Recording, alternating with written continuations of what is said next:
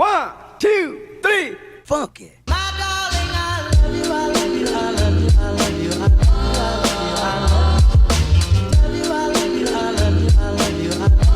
This is why you should always lock your front doors. A kid living with both of his parents decided to watch a movie for their family weekly movie night. He then gets up to use the restroom. As he is in the restroom, he sees all of the power in the house cuts off, and then he hears two loud thumps. He locks the bathroom door and hears heavy objects being dragged across the hallway. The kid, freaking out, runs out of the bathroom and runs into the restroom. Once he is inside the room, he locks the door. As he locks the door, he jumps in bed and acts like he's asleep in hopes that this person who is in the house will ignore a child sleeping. He closes his eyes and hears the door creak at the same time. He squints his eyes and sees a man with no eyes dragging the bodies of both of his parents. The man dragging his parents sits his mom's dead body in a chair facing him, and then sets the dad's body on the floor facing up. It was almost like whoever was in the house who killed them wanted him to see it. He then sees the man writing something on the wall and then climbs under his bed. He laid there for hours knowing that if he moved a muscle he would end up just like his parents. He finally built up enough courage to read the wall, and the writing on the wall said, "I know you're awake." Hey guys, here's a pretty scary story from when I was little. I was 5 years old and my mom and I went to the mall because it was holiday season and we wanted to be a little festive. We went into this one store and as soon as we came out, there was no one outside the mall. And you know how usually malls are super busy and packed, especially around Christmas time? No, there was no one there. All of a sudden, we hear this lady screaming, "Get out of here, you're not allowed to be here, go, go." And obviously we're like, what's going on? You know, like, why are we not allowed to be here? The lady was like, "I can't say, just go." And obviously my mom and I were like, what do we do? Like, where are we going to go? So we found this cafe and there were a bunch of people stacked inside. So we thought, let's go try to hide in there. The guy was like, "If you come in, you're not allowed to come out." My mom and I were like, okay, let's just do it. That's the best option we have. When we were inside the cafe, some people told us that there was an active shooter on the loose or something. There were a bunch of police cars, but we finally got out of there, and it was pretty scary. So there's this lighthouse that you can see from my house, and my mom used to tell me a story about a woman who used to live there. No one lives in it now, but there used to be this young woman in her 20s who lived there like 30 years ago. Apparently she came from a really broken home. Her mom and sister died in a horrible car crash, and her dad was an abusive drug addict. So the harbor master let her live in the lighthouse and paid her a small salary for taking care of it. So she had been living there for a couple months, and that's when she noticed weird things starting to happen. Some of her belongings would occasionally go missing. Like one time she couldn't find her flashlight and she looked for it everywhere. And finally she found it under her bed, which was weird because she knew she had never put it there. But then weirder stuff started to happen. So at this point, she had been living at the lighthouse for like 6 months, and she was getting pretty creeped out because bizarre things started happening. She started noticing that some of her food was going missing, but she was the only person who lived in the lighthouse, obviously, and she was really specific about what food she bought when she went grocery shopping. She went to the grocery store at the beginning of each week, and for example, she would always buy 7 apples, one for each day of the week, and she was always really precise about that. But there were a few Sundays where she didn't have any apples left by the end of the week, which didn't make any sense because she always counted at the grocery store to make sure she had 7 apples. So she started getting more and more creeped out, but she didn't want to say anything because she had nowhere else to live. And then one night, she woke up in the middle of the night to something touching her feet at the end of her bed. So she woke up in the middle of the night to something tickling her feet, and she was really freaked out, obviously. So she jumped out of bed and turned all the lights in the lighthouse on. But when the lights came on, there was nothing there. She checked through the whole lighthouse and couldn't find anything. Nothing like that ever happened again, but she never slept well after that. She stayed in the lighthouse for like 5 more months, but eventually she found a new place to live, got a new job. She ended up moving to an entirely different state. And then one day, like a year later, she's at work, sitting at her desk, and she's going through old pictures on her phone. And she finds an album on her phone called You at Night. And she's thinking, what? I do not remember making this album. So she clicks into it and she gasps because all the pictures in the album are of her sleeping in her old bed at the lighthouse. Okay guys, so I'm starting to get creeped out because this is the 3rd time I filmed this. I don't know what's going on. Every time I film them, no se guardan. Okay, I'm just gonna say it's my storage because at this point I'm kind of scared. But anyways, I'm still gonna tell y'all regardless. You can't scare me, duendes. Come for me. Okay, anyways.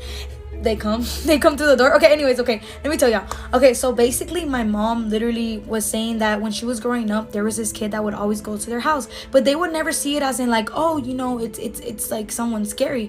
They thought it was just a normal kid. But the thing that they found weird, that every time this kid went to their house, he would automatically disappear. So they started to find that a little sketchy. But you gotta understand, back in their day, they weren't scared of anything. They were so innocent, not like us. We're like todos cagados, but then they were very innocent, so stuff like that didn't really bother them. And one time she said that he went up to my tío Paco and he was like, Paco, me das un taco. So they just always thought he was a normal kid, but it was just weird that he would disappear, so they knew he was a duende. When I was 16, my friend Lexi and I were trying to get super fit one summer. So we made a pact that we were going to swim around this one rock every day that summer. The swim wasn't that long, it only took like 15 minutes. But the rule was that you had to swim around the backside of the rock. You couldn't just go out and back. You had to go behind it. And the backside of the rock was always a little scary because once you got behind the rock, no one on the beach could see you anymore. So if anything happened to you, you'd be on your own. But we were ridiculously intense about it. Like we went turbo beast mode. We said that no matter the weather, no matter the size of the waves, the strength of the rip current, we would swim around the rock for the entire month of July every day. And we were super serious about this commitment. Like one day, Lexi ate a really bad pepperoni calzone and had the worst food poisoning. And she was literally shitting her pants. And I was like, Lexi, you don't have to swim with me today. And she still swam with me that day. But then one day, in the middle of July 16th actually to be exact, because I remember, we were swimming around the rock and something bad happened. So Lexi and I are swimming and we're like halfway through the swim on the backside of the rock. And while we're swimming, something hits me on the back. It literally felt like someone punched me underwater. And I scream and Lexi's like, what happened? But I was freaked out and I didn't explain it to her. So I just told her to swim to the rock, get out of the ocean and get on top of it. Once we were safe on the rock, I told Lexi what had happened and she was super freaked out. And I actually had a red mark on my back. So she knew I wasn't making any of it up. We stayed on the rock staring at the water, trying to spot anything moving for like 30 minutes. But after a while, we were like, okay, well, we have to swim back at some point. So we decided to swim in. We literally swam as fast as we could back to the shore. When we got to the shore, there was an old woman on the beach looking at us kind of weirdly. She's like, where's your other friend? And we were confused. We were like, what? She's like, you had a third girl swimming with you, didn't you? And we were like, no, it's just us. And she's like, well, I definitely saw a third girl out there with you guys. But then a few days later, the local newspaper came out with a story titled Something in the Water. People at another beach a few miles away claimed that they were getting hit by something in the water. So people were claiming at this other beach in town that something was hitting them in the water. And they couldn't see what it was, but a few people had described the same sensation. The feeling of a really hard, blunt kind of punch in the water. So Lexi and I start to suspect that whatever's hitting people at that beach also hit me a few days earlier. And even though it was only July 19th, Lexi and I decided that it wasn't safe to swim behind the rock anymore. But I still would obviously go to the beach, and my favorite time to go was early in the mornings. And usually it would just be me at the beach at that time of day, but one morning I came down and the same old lady that thought that there had been a third girl swimming with us that one afternoon was standing there on the shore of the beach. She was just standing there with her feet in the water, but when I walked by, she turned around and she goes, "It must be a beautiful life out there. I bet they're happy." And then she bent down and picked something up from the sand and handed it to me. It was a type of shell that I had seen all the time. And she goes, "Do you know what these are? These are mermaid nails. We must have one living nearby this summer." And then she winks. A few nights later, I was at the beach again at a beach fire. And that's when I made a huge mistake. I want to know about your first paranormal experience. Holy crap. I'm 14. It's December. It's dark as fuck outside. My brother's telling me, hey, mom is calling you and asking for you in the chicken coop. She's looking for you. And I'm thinking, okay. So I go outside and it's dark. I'm scared of the dark, but my mom's out there, so I should be safe. The chicken coop is pitch black, and I open the gate and I go, "Mom?"